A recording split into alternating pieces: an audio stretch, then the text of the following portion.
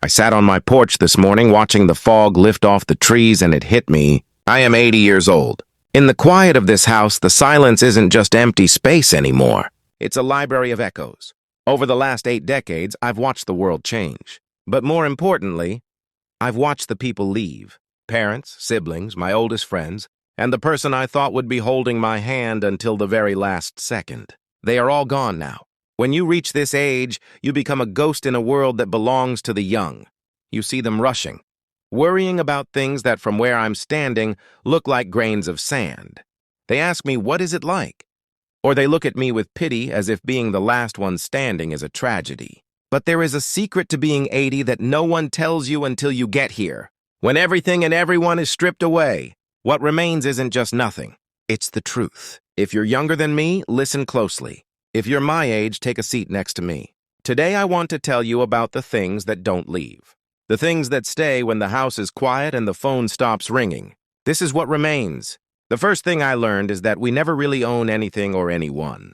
In my 40s and 50s, I thought my life was defined by what I had built. My career, my house, my reputation. I guarded those things like they were permanent. But at 80, I look at my hands and realize they are empty.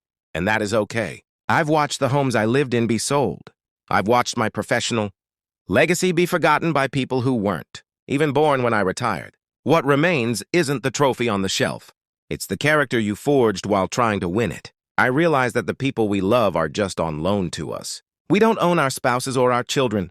We are just stewards of their time for a little while. When you stop trying to keep people and start just experiencing them, the grief of their departure changes. It turns from a feeling of being robbed into a feeling of gratitude for the loan. What remains is the love you gave, because that is the only thing that doesn't rot or get sold at an estate sale.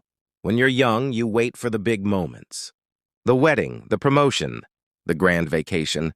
You spend your life looking at the horizon. I realize that life isn't made of the mountain peaks. It's made of the walk between them. If I could go back, I wouldn't seek more success. I would seek more noticing.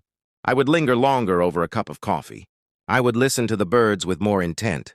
What remains at the end of a long life is a collection of small, beautiful nothings that turned out to be everything. One of the hardest parts of watching everyone leave is the solitude.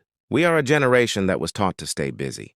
But when the kids moved out and the friends passed on, I was left with a stranger myself. Most people spend their lives running away from themselves. They use noise, work, and people to drown out their own.